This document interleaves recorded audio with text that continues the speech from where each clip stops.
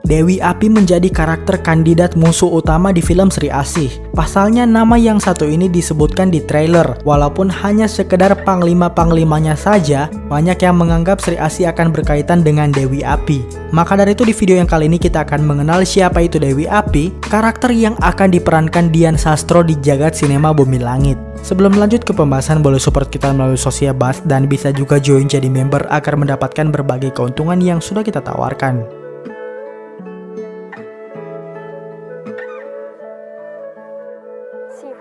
Kalau di komik sebenarnya Dewi Api tidak berhubungan sama sekali dengan Sri Asih.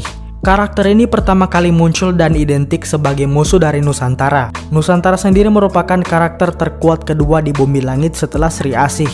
Dan untuk mengenali Dewi Api agak susah karena dia belum pernah muncul di komik modern Bumi Langit. Kita harus melihat komik klasik Nusantara untuk berkenalan dengan Dewi Api. Karena keterbatasan informasi itu, kita hanya bisa mengulas sedikit tentang Dewi Api. Dewi Api diperkenalkan sebagai sosok yang menjadi penguasa Gunung Mahameru. Cerita Nusantara melawan Dewi Api sempat disinggung sedikit di komik modern Nusantara. Diceritakan di Mahameru, karakter yang bernama Manto tanpa sengaja membangkitkan Dewi Api setelah mencabut daun bambu yang ada di lehernya. Wanita jahat dan sakti itu kemudian menebar terornya. Nusantara berhasil mengalahkan Dewi Api, namun itu hanya sia-sia. Untungnya Manto datang kembali dan menancapkan kembali daun bambu ke arah leher sang Dewi. Tapi di lain sisi, Dewi Api berhasil dibuat musnah meleleh.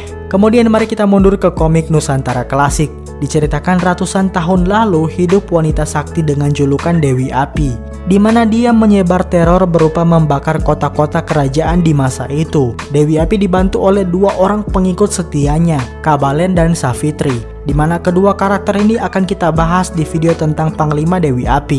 Dewi Api menguasai ilmu api sihir, tapi tidak hanya itu saja, dia juga dikenal sebagai ahli sihir yang tiada banding. Banyak yang mencoba mengalahkan Dewi Api beserta kedua pengikutnya, namun mereka semuanya harus hangus terbakar, hingga ada seorang yang bernama Empu Yogaswara. Empu Yogaswara dengan cerdik menemukan kelemahan dari Dewi Api. Dia tahu Dewi Api sangat tergantung dengan kedua pusakanya, yaitu pusaka Naga Geni dan Sewu Agni. Setelah berhasil mencuri kedua pusaka itu, Yogaswara membunuh kedua abdi Dewi Api. Hal itu membuat Dewi Api marah. Empu Yogaswara berkali-kali membunuh Dewi Api, tapi karena kesaktiannya membuat tidak masalah meskipun lehernya digorok berkali-kali. Akhirnya leher Dewi Api dipenggal oleh Empu Yogaswara memakai sebuah daun bambu. Tentu saja Dewi Api tidak mati karena daun bambu itu, namun kekuatan dan kesaktiannya lenyap seketika. Karena tahu Dewi Api ini tidak mungkin bisa dibunuh, maka Empu Yogaswara memasukkan tubuh sang Dewi ke dalam sebuah peti batu.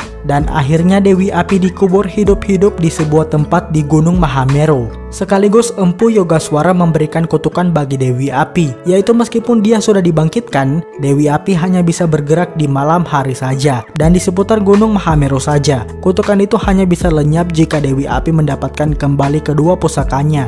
Jadinya perjalanan Dewi Api di komik Nusantara adalah, pertama dia dibangkitkan secara tidak sengaja, lalu Dewi Api memanfaatkan beberapa orang untuk dia ubah menjadi kedua abdinya, di mana mereka bertugas untuk menebar teror sekaligus mengambil kembali kedua pusaka Dewi Api. Tapi pertama-tama kedua abdi itu harus membangkitkan Dewi Api dulu dari dalam peti batu. Setelah dia bangkit dan bisa bebas dari kutukan Empu Yogaswara, Dewi Api menebar teror dengan melakukan pembakaran di mana-mana, sampai akhirnya dia berhasil dikalahkan oleh Nusantara. Berarti sudah jelas seberapa sakti dan kuatnya Dewi Api ini, terutama karena dia mempunyai dua pusaka yang sangat sakti. Selain itu, penguasaan ilmu sihir Dewi Api sangatlah tinggi. Belum lagi dia punya dua pengikut yang sangat loyal kepadanya, dan meskipun mereka sudah tewas, orang lain masih bisa diubah Dewi Api menjadi sosok kedua pengikutnya. Selain itu, Dewi Api juga mampu mengubah orang menjadi binatang. Itu terjadi kepada salah seorang yang dia ubah menjadi wujud ular. Intinya Dewi Api ini sudah mempunyai kemampuan sihir tingkat tinggi, tapi yang utama adalah dia mempunyai kekuatan api yang sangat kuat. Jadinya teror yang dimunculkan bisa berupa kebakaran di mana-mana. Dan mungkin karena itulah ada banyak kebakaran dan api yang muncul di teaser ataupun trailer film Sri Asih. Yang berarti itu sudah menjadi tanda-tanda kemunculan dari Dewi Api di film ini. Atau mungkin itu hanya para panglimanya saja.